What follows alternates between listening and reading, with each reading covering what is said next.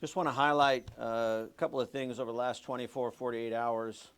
Continue to be really proud of the work of the Portland Police Bureau, really proud of the way the Portlanders are showing up in these unprecedented times, recognizing the difference of opinions and the desire to express those opinions. Yesterday, Portland Police Bureau monitored two significant public order events, one down at Waterfront Park, another one down at the ICE facility in South Waterfront.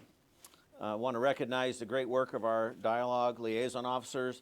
These are the officers that have received additional training. They wear the white shirts. They go out beforehand, engage with organizers, and we have seen some really great responses from that and developed some relationships with those in the activist community that are continuing to allow these events to play out in a much safer way. We saw that last night down at the facility. A car drove into the area where some protests were occurring, and it was our dialogue liaison officers that were able to work with the crowd and work with the driver to get the vehicle safely out of that situation. I also want to recognize the good work of our rapid response team and our police officers in support of that. There has been a widely distributed video of an assault that occurred last night down at the facility where people were striking another person on the ground with a stick. I know that's out there. I also want to emphasize that shortly after that incident occurred, we were able to move in, make arrests. We arrested 2 people for assault, 1 adult for assault 3, which is a felony, and 1 juvenile for assault 4, which is a misdemeanor, and we were able to get that victim safety and treatment that they needed. So please, if you're sharing that clip, that you would also identify the fact that we did make an arrest shortly after that event occurred, and we are down there, we are paying attention, we are engaged. I really am proud of the work we're doing. We're going to stay involved down there, but I want to emphasize that political violence is not acceptable, but violence in the city is not acceptable. And I'm super proud of where we have come in the last couple of years around public order events, as well as in the reduction of crime. But we will not accept or tolerate people coming down to South Waterfront for the purpose of engaging in violence. So fighting in the street, fighting amongst one another, whether or not it's agreed upon behavior between the individuals, is not permissible by law, and we will make arrests. And I spoke with the district attorney today, and we will assure prosecution and follow through for that activity. We know that down at the facility, there are a lot of competing points of view and a lot of differences of opinion. And last night we saw that played out more in the crowd and less directed towards the issues at the facility. So we are engaged both in making sure that all of South Waterfront remains a safe, viable place for people to be able to live, play, and thrive. And I just want to emphasize that we're not going to be tolerating that behavior. We will have additional resources designated this evening and be evaluating on a nightly basis as to what level of presence that includes, along with the Portland Police Bureau. I want to remind us also that we're not engaging in immigration enforcement, or the facilitation of that facility in line with the federal officers. So we are continuing to abide by state law, but adhering to Portland's values in responding to both violence and vandalism. With that, I'll start taking some questions. As it stands now, the protest at the ICE facility, does it warrant the deployment of the National Guard? Well, I don't believe that it does, no. At this point, the actions that Portland Police Bureau demonstrated last night, we were able to manage that. We probably highlighted maybe 200 folks total down there last night. We were able to make a couple of arrests. Once those arrests were made, crowd quickly dissipated. So I'm confident that the resources of the Portland Police Bureau can manage incidents and actions that are occurring down there in South Waterfront. Chief, until last night, no one had been arrested by Portland police down at these protests since, I believe, June. So what changed? Why this new approach? Yeah, so I believe the last arrest was late June, as you mentioned. We made a decision at that point to be more engaged from a monitoring standpoint, so it wasn't as if we were ignoring the situation down there. We were directing our members to regularly patrol the area, to respond to calls for assistance. But in the months of July and August, we saw a limited amount of public order matters. Most of the conflict that was occurring specifically on ICE property and with the ICE facility, of which I believe is the responsibility of the federal law enforcement. So we did not see the level of violence that we saw last night on a regular basis, and so that's why we're re-emphasizing and reprioritizing some of our attention down there. Certainly the events of the weekend also led to that. We would be naive, if not negligent, in our duty in recognizing the President of the United States designating 200 Oregon National Guardsmen as well as the additional federal police officers. So we have a responsibility to be engaged in that, and that's why we've reprioritized some of our efforts down there. Is there a myth or a misconception since this news broke that you're like, oh, I just wish people understood this? Yeah, I mean, the fact of the matter is, and it's been highlighted so many times so well, but I just want to emphasize, this is one city block. City of Portland's about 145 square miles. This is one city block. And even the events that are happening down there do not rise to the level of attention that they are receiving. We are seeing this true for our society in whole. I'm not going to try and editorialize too much, but these, 30-second, 20-second, 15-second clips that are brought in from months ago or maybe even years ago. We've seen Portland portrayed through the events of the lens of 20 and 21. And what's actually happening in the response that we're seeing both from Portlanders and from the Portland Police Bureau is not in line with that national narrative. And it is frustrating, but we're going to continue to stay the course. I said this on Saturday. The actions of the federal government and others doesn't change the resolve that the Portland Police Bureau has to continue to provide the highest level of safety and security and service to Portlanders. Chief, can I ask, it's my understanding that the City Council had a budget directive that said you want to limit police overtime use on things like monitoring protests. How do you reconcile that with this, or what's changing, if anything? Yeah, so I had that conversation with the mayor this morning. We recognize that that was a council request, but my responsibility is for the overall protection of all Portlanders. And we're going to prioritize the Police Bureau resources and budget in the way that we see as most beneficial. And right now, being able to be engaged and responsive, the risk is high as the whole world is watching to see how Portland is going to show up, right? We are seeing interest from across the country about Portland specifically. And I am incredibly proud to not only be the chief, but to serve this city. And I see this as a chance for us to be able to demonstrate what we've learned, how we've grown, and the trajectory we are on that is very positive. And to do so, I'm going to make sure the Police Bureau can support that. Would you be concerned that federalized troops or the National Guard might escalate protests around ICE facilities? I don't know that the Guard or federal law enforcement will escalate it, but the belief and the perception around that could be seen as an escalation. I understand that trepidation that people have. I have been in conversation with our federal law enforcement partners over the last 24 to 48 hours and, continue to encourage all of us to be consistent in our messaging, in our approach. Obviously, they have, their mandate and their bosses and their organizational plans, which we are not privy to.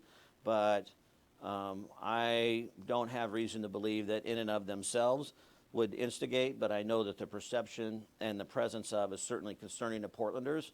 And it was made really clear this weekend with Senator Merkley and others, that we don't take the bait, that we look for ways to direct our interest, our passion, our frustration into other ways. I think this is an opportunity for Portland. And rather than saying what we can't do or what we shouldn't do, let's talk about what we can do. If you're frustrated and you're feeling hopeless, you're feeling like you don't have a voice, this is a chance to engage in public service. This is a chance to volunteer. This is a chance to reach out. We have so many opportunities and needs as a community that we can take that frustration or that dissidence and maybe channel it towards something that's more productive versus focusing on what we shouldn't be doing. Yes. Federal law enforcement, are you in contact with which agencies, and what have they been telling you? Yeah, I speak regularly with both ICE, with FPS, with the FBI, with the U.S. Attorney. I have conversations with them. We conflict information, talk about whether or not there's been arrests, talk about, just making sure we're in communication. As I said, from an operational standpoint, there isn't that type of sharing of information because we don't want to cross those lines where it could be seen as if PPB is involved in immigration enforcement. But if there are questions around immigration, then they have kept the line of communication open for us to be able to call and try to verify information because we know that's confusing to the community. And they've been sensitive to that, and they have been receptive and continue to be responsive to our outreach to try and bring clarity the best we can in a very, very complex situation. Have you spoken to anyone with the National Guard over the past 24 or 48 hours? I've spoken with Oregon National Guard just briefly. They were at the press conference on Saturday, and we have members of the police bureau that are part of the Oregon National Guard, but I would not say formally. We're trying to get a meeting set up. The state police are primary liaison to the Oregon National Guard. They work very closely with them, so I do speak with the state police superintendent regularly, and he's done some outreach. So I would anticipate some type of conversation, hopefully in the coming days as schedules permit. Do you know anything about the timing of the mobilization? Are we talking days or weeks? I don't have any information about that in terms of when we will actually, see National Guard on the streets of So Portland. your officers have been called up, how many? At this point, I'm not aware of any officers that have been called up. I'm sure that if we have officers called up, we'll know about it. That certainly has an impact on our staffing and our ability to provide, ongoing high level of service. But at this point, I have not been notified of any of our members being activated. Thank you. So you mentioned the protests were largely peaceful, but there were some clashes between counter-protesters or opposing groups. What are you guys doing, maybe preventative measures, those dialogue officers, to try to mitigate some of those clashing of opinions? Yeah, last night, some of our dialogue officers early on were able to do just that. We were able to step in to these competing points of views and, find some off-ramps, find some alternative ways for them to be able to share information. The reality is that, we can have these competing truths. That's what exists in America. That's what this is, trying to elevate, is that we can have these differing points of view and we can bring those to the public square and we can express those as long as they're not done so in a violent way. And we're not going to be tolerant of that. We're going to continue to enforce the laws. But our dialogue officers stand ready to help facilitate those conversations or to find alternative places for people to be able to express that where maybe it reduces the tension and reduces some of that conflict. Can you talk a little bit, the limitations of National Guard troops? They're not law enforcement, they're not technically full-blown military, right? So what limitations do they have? Do you know? Well, my understanding is, based upon the conversations I've had this weekend, is they will be implemented for site security, so building security, federal buildings. You have a series of federal buildings downtown, not just the ICE facility, but Edith Green next door and the U.S. Attorney's office next door. And I am speculating right now, so, I don't have anything official that says what their role is going to be, but that's the inference that's been conveyed to us, is that it'll be in the area of site security. So we'll have to see what that looks like. As I said, this is new territory for us, new territory for the state, and we're just going to have to kind of take it day by day. I've been in regular communication in the last 24, 48 hours with the governor and with the mayor, very appreciative of their support, their outreach. We are working very collaboratively as a city and as a state. I've been super encouraged at the lines of communication, the information sharing, and the cohesiveness we're seeing as we see both politics and operations collide here, right? We have practical things that are happening on the ground where Portlanders have a right to feel safe, and then we also have a lot of politics going on behind the scenes, which is not lost on any of us. And so we find this blending between the political and the operational challenging, but I'm grateful for both the governor and the mayor's support and confidence in us. Yeah. Chief, a lot of us can see what's happening in Portland present day, but can you kind of verbalize and compare the summer of 2020 George Floyd to now and describe the difference? Yeah, there's, not just 5 years of time, but it's really night and day. And a couple of things I would highlight that are significantly different. One, Portland was very isolated, and the Portland Police Bureau was very isolated in 2020. Police Bureau was isolated from much of city and city government and city leadership, and really Portland was isolated from the state as many people pulled back and really just saw what was happening in the city and were frustrated or disappointed. And as I just mentioned, this is a statewide effort right now. I mean, the state is really wanting to see Portland be successful, and so that is unique, and that's translated all the way down to how the city is responding to the Portland Police Bureau. The mayor has been very intentional about bringing us along in this conversation. We are advising city council. We have strong support from the city administrator. This is not about the Portland Police Bureau. This is really about the city of Portland. And in 2020, it was about the Portland Police Bureau. The other thing I would mention is just the strides Portland Police has made in the last 5 years. The changes we've already highlighted, the dialogue officers, changes in our response, our understanding of use of force, crowd control, adhering to state law, modifying our policies, et cetera. So it is a totally different landscape, and I think we can say that with confidence based upon what we've seen just in the last year. Protest events with thousands, tens of thousands of people. But even last night, where we had a peaceful protest, and then even though we had some disturbances at the facility, after a couple of quick targeted arrests, it quickly dissipated, and that was the end of the story. So I think we're in a much stronger place. Can you describe the difference between your skills, the officer skills for crowd control, versus what a National Guard troop might come in as far as their training? How that? Well, I can't speak to the differences because I'm not familiar with how the National Guard does their training. What I can say is Portland Police is seen as an international leader in the area of public order management. You know, we're regularly called upon to teach around the country, even as far away as England. We've pulled stuff from Europe, learned from Europe, as well as Canada.